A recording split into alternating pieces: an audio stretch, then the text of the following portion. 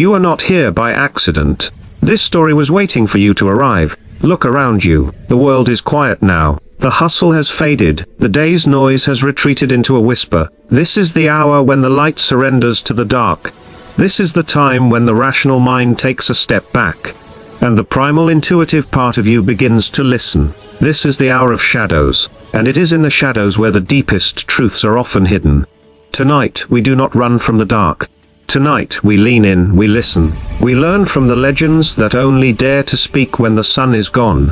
For these are not just tales to frighten you. They are parables, they are lessons wrapped in mystery. They are mirrors held up to our own souls. And if you have the courage to listen until the end, you will not see your world the same way again. Our first legend does not come from an ancient book or a forgotten tomb. It comes from a place you know well, the lonely road. We have all been on a lonely road, haven't we? Maybe not a physical one, but a road in life, a path you are walking alone, where the familiar lights of support are far behind you, and the destination is still a distant, unseen point ahead of you. You feel isolated. The only sound is the echo of your own doubts. This is the story of the last driver on a forgotten highway. Imagine him. His name is Leo. He is tired, not just from the long drive, but from a long life. The weight of his years is in his hands on the steering wheel. The road is a slick, black ribbon under a moonless sky. His headlights cut two lonely beams through an ocean of ink. He is the only soul for miles, or so he thinks. Then, he sees it, a flicker in his rearview mirror, a pair of headlights. Far, far behind him, a tiny pinprick of light in the overwhelming dark. At first it is a comfort, a reminder that he is not entirely alone in this vast emptiness.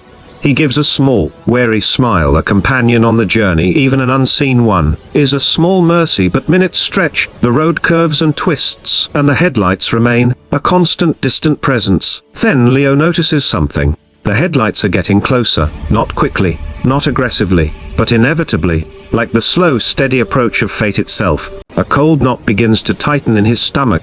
His eyes flick more frequently to the mirror. The comfort he felt begins to curdle into a low, simmering dread. He presses the accelerator, just a little. The engine hums a bit louder. The trees on the side of the road become a continuous dark blur. He holds his breath. He watches the mirror. The headlights are still there, and they are still growing, maintaining their exact, relentless distance. His heart begins to drum a frantic rhythm against his ribs. This is no longer a coincidence. This is a pursuit. Fear, true and primal, is now coursing through his veins. He pushes the pedal harder. The speedometer needle climbs. 70, 80. The car is screaming down the blacktop, a metal coffin hurtling through a void. He risks a glance away from the road, a split second to check the mirror, and his blood runs cold. The headlights are right behind him, blinding him, filling his car with their harsh white glare. He can see nothing else, just that consuming, terrifying light. He swerves, he brakes, he does everything a panicked man would do. But the lights are glued to his bumper, an unshakable shadow, a silent mechanical predator. This is the peak of his terror, the moment where he is certain that something monstrous, something inhuman, is about to overtake him. And then it happens. The vehicle behind him flashes its brights. A quick, deliberate pulse of light. A signal, not of aggression, but of what? In that flash, something in Leo's mind breaks, the panic shatters, and a bizarre, impossible calm washes over him. He takes his foot off the accelerator. He lets the car slow. He pulls over to the narrow gravel shoulder. His hands are trembling. His breath comes in ragged gasps. He watches, paralyzed, as the vehicle pulls up alongside him. It is not a monster truck, it is not a ghostly carriage, it is a simple, ordinary sedan, as ordinary as his own. The window rolls down, and inside, he sees a man. A man with a face etched with the same exhaustion, the same fear that Leo feels. The man shouts over the wind. His voice is thin, desperate. "Your trunk. I've been trying to signal you for miles. Your trunk is open." And there's a child, a small child, clinging to the bumper for dear life. Time stops for Leo. The world tilts on its axis. He fumbles out of his car. His legs barely support him. He stumbles to the back, and there it is. The trunk, unlatched during his last stop, is gaping open. And there, curled in a ball of pure terror, clothes snagged on the latch, is his own 7-year-old daughter. She had been playing a game of hide and seek. She had thought it would be funny to hide in the trunk before they left. He, distracted, had never checked. The predator was not behind him. The monster was not in the other car. The real danger was the baggage he was carrying all along, the distraction, the assumption, the thing he had forgotten to check, the thing he was unknowingly dragging behind him at a terrifying speed. The other driver was not a villain, he was a savior, a guardian angel in a sedan, chasing him not to harm him, but to save him from a tragedy he could never have forgiven himself for. So I ask you, what trunk is open in your life? What are you unknowingly dragging behind you at a dangerous speed? Is it a grudge? A resentment you've been carrying for years? Is it a habit that is slowly eroding your potential? Is it a fear that has latched onto you, and you are so used to its weight you've forgotten it's even there? You are driving fast on your own lonely road, chasing a goal, trying to get to a destination, and you are so focused on what's ahead, or what you think is chasing you from behind, that you have not checked what you are carrying with you. That resentment. It is not just a memory. It is an open trunk, creating drag, slowing you down, costing you fuel. That self-doubt. It is the child clinging to your bumper, threatening to derail your entire journey at any moment. The things you refuse to let go of. The baggage you assume is safely locked away. It is all there, exposed, making your journey harder than it needs to be. And the terrifying lights you think are pursuing you, the competition you fear, the critics you imagine? What if they are not your enemies? What if that pressure, that discomfort, that relentless feeling of being followed by a problem, is actually a warning? A signal? A desperate attempt from your own intuition, from the universe, from a guardian angel, to get you to stop, to look, to psyche what you are truly carrying. The monster is rarely ahead of you. The real danger is often the unexamined weight you drag behind you. Close the trunk, face what you are carrying. Rescue the innocent parts of yourself that you have been inadvertently putting in danger. Your journey will become smoother. Your speed will become purposeful, not panicked. And you will find that the road, while still lonely, is no longer haunted by the things you left unchecked. Let the first legend fade, but hold on to its lesson, for our second tale takes us deeper, into a different kind of shadow, not the shadow of a lonely road, but the shadow of a forgotten past. This is the legend of the Whispering Walls of Blackwood Manor. Every town has a place like Blackwood Manor, a derelict house on a hill, shutters hanging like broken eyelids, a skeleton of a home that the town has agreed to forget. They say it is cursed. They say the last family who lived there vanished.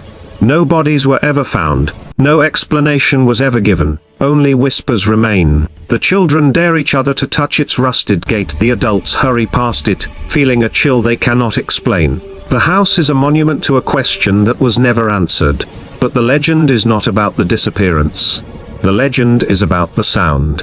They say that if you are quiet enough, if you are brave enough to stand on its overgrown lawn as the moon reaches its peak, you can hear it. The walls they whisper, not in words you can understand, but in a low, murmuring hum, a chorus of forgotten voices, a symphony of unresolved pasts. Most people who hear it run, their blood turned to ice. They call it a ghost story. But they are wrong. A young woman named Alara came to Blackwood, not as a dare, but as a seeker. She was a historian, a researcher of lost things. She did not believe in ghosts. She believed in stories, and she knew that every story, no matter how dark, has a truth at its core. She set up her equipment, digital recorders, sensitive microphones. She sat on the dusty floorboards of the grand foyer, and she waited. As the clock struck midnight it began, a faint whisper, then another, a rustle of sound that seemed to come from the very plaster, from the wood grain, from the air itself. It was unsettling, it was eerie. But Elora did not run, she listened. She closed her eyes and let the whispers wash over her. And then, she did something no one else had ever done. She whispered back. She did not shout. She did not demand the spirits to speak. She simply said in a soft, respectful tone, "I am listening." The whispers stopped. A profound silence fell over the manor. A silence heavier than any noise. And then a single clear whisper came from the wall beside her. It was not a threat. It was not a curse. It was a name. Jonathan. Then another whisper. A promise. Another. The locket. Another. He never came back. Alara spent weeks in that house, not fighting the whispers, but conversing with them, patiently, respectfully. She was an archaeologist of sound, brushing away the dust of decades from each fractured sentence, and slowly, painstakingly she pieced together the story. It was not a story of murder. It was not a story of a malevolent haunting. It was a story of a family who had to flee a great fire. They had left in the dead of night. The father, Jonathan, had told his children, "Go to the old oak tree. Wait for me there. I must get the locket, your mother's picture. I will be right behind you." But the fire was faster than he was. The house did not burn. The wind changed direction. But a falling beam had trapped Jonathan in the cellar. He died there, calling out to his children, promising he was coming. The children at the old oak tree waited. They waited until the sun rose. They waited until they were found by neighbors. They were sent away to live with relatives in another country. They never knew what happened to their father. They carried the pain of his broken promise for the rest of their lives. And the house absorbed it all. The panic of the flight, the father's desperate promises, the children's confused grief, the energy of that unresolved, tragic moment was imprinted onto the very structure. The whispers were not ghosts trying to scare people. They were a record. A cry for resolution. A story that was desperate to be finished. When Alara published her findings, when she tracked down the descendants of that family, now old themselves, and told them the truth, something happened to Blackwood Manor. The descendants came. They stood on the lawn. They spoke to the walls. They said, "We are here. We are safe. We forgive you. You can rest now." They brought a picture of their grandmother. And they buried a locket, a replica at the base of the old oak tree, completing the promise after all those years. And that night, and every night after, the whispers stopped. The house was finally, truly silent. So what are the whispering walls in your mind? What is the unresolved story that you have sealed up and abandoned? Is it a failure you never processed? A relationship that ended without closure? A dream you gave up on and walked away from, leaving its ghost behind? These things do not just vanish. They become the whispering walls of your own psyche. They murmur in your quiet moments. They create a chill in your soul you cannot explain. They are the what-ifs and the if-onlys that haunt the manor of your potential. You have been taught to run from them. You have been taught that they are curses, that to listen is to invite pain. But I am telling you, like Alara, you must turn towards the whisper. You must sit in the dust of that memory and say with courage, "I am listening." You must confront the story, not with anger, not with fear, but with the respectful curiosity of a historian seeking truth. What is the name it is whispering? What is the promise that was broken? What is the locket? The core truth that was left behind. When you listen, you will find it is not a monster. It is a pain, a frozen moment in time. A part of you that is stuck, waiting for a resolution that never came. And only you have the power to give it that resolution. To speak the words of forgiveness. To acknowledge the failure and learn its lesson. To finally bury the locket of that old dream with honor, and turn your attention to the dreams that are still alive. You must complete the story, so that the whispers can stop, so that the energy you use to keep that door locked can be freed. Freed to build a new house, a brighter house. A home for your future, not a monument to your past. The road and the manor, two dark legends, two powerful lessons. But our final tale is the deepest of all. It does not happen on a road or in a house. It happens inside you. This is the legend of the shadow self. In ancient traditions there is a concept that every one of us casts a shadow, and this shadow is not just an absence of light. It is a living, breathing part of us. It contains everything we have ever been. Every thought we've repressed. Every impulse we've denied. Every angry, jealous, fearful, or selfish part of our nature that we were taught to hide. We spend our lives running from this shadow. We try to outrun it in the bright sun of our achievements. We try to bury it under a mountain of positivity. We are terrified that if anyone sees it they will reject us, so we pretend it does not exist. But here is the terrifying, and ultimately liberating truth. You cannot outrun your shadow. The faster you run towards the light, the longer and darker your shadow becomes, chasing you relentlessly. You can be on the most beautiful beach on the sunniest day, and your shadow will still be there, attached to your feet. This is the ultimate dark legend, the legend of the monster we carry inside, the one we are most afraid to meet. But what if I told you that this shadow is not your enemy? What if I told you that your shadow is not there to destroy you, but to complete you? Think of the first legend. The danger was the unexamined baggage. Think of the second. The haunting was the unresolved story. Your shadow is both. It is the baggage you are dragging, and it is the story you have refused to listen to. A man was terrified of his own shadow. He saw it as a vile, monstrous thing.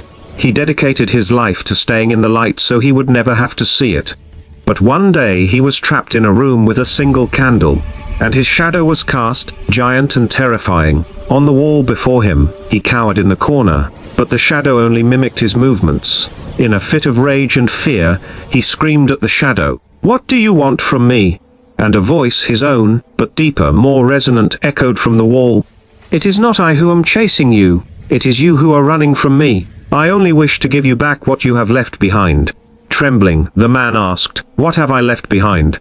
The shadow replied, "Your courage. It was born in your anger at being wronged, your passion. It was forged in your jealousy of what others had. Your boundaries, they were carved from your selfish desire to protect your own peace. Your resilience, it was tempered in the fires of your deepest fears. You cut these parts away because you were told they were ugly. But they are the very materials you need to build a complete life.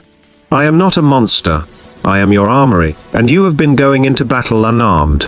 This is the revelation. Your shadow is not your weakness. It is your dissound strength. Your anger, when integrated, becomes your unshakable boundaries. Your jealousy, when understood, becomes a compass pointing towards what you truly desire. Your fear, when faced, becomes your most profound wisdom. Your selfishness, when balanced, becomes your self-respect. The monster you have been running from is not there to eat you. It is there to equip you. The journey to wholeness is not about killing your shadow. It is about turning around, stopping the frantic race, and finally, with courage and compassion, facing it, shaking its hand, inviting it back in, thanking it for holding on to these powerful, raw, untamed parts of you for all these years. This is the final, most profound lesson from the shadows. The darkest legend is the one you tell yourself about yourself, and you have the power to rewrite it. Tonight you have been given 3 keys. The first key: check your trunk. Stop running long enough to examine what you are unconsciously carrying. Unload the resentments. Rescue the neglected parts of your spirit. The second key: listen to the whispers. Do not abandon the unresolved stories of your past. Sit with them. Listen to them with respect. Give them the closure they crave, so you can reclaim the energy they hold captive. The third key: embrace your shadow. Stop seeing your dark side as an enemy. See it as a forgotten ally. Integrate its power. Reclaim the strength you disowned. Become a whole, integrated, and truly powerful human being. You came here tonight looking for a story, maybe to pass the time, maybe to feel a chill, but you were given a mirror and a map. The road is still yours to travel. The manner of your mind is still yours to explore. The shadow is still yours to meet. But you are no longer driving blind. You are no longer haunted by whispers you don't understand. You are no longer running from a monster. You are armed. You are aware. You are the hero of this story. The night of dark legends is ending. The first rays of dawn are touching the horizon. But the lessons from the shadows, they will shine on forever. Take them with you. Live them. Become the legend you were always meant to be. This is Stu Ara, signing off, until the next story finds you.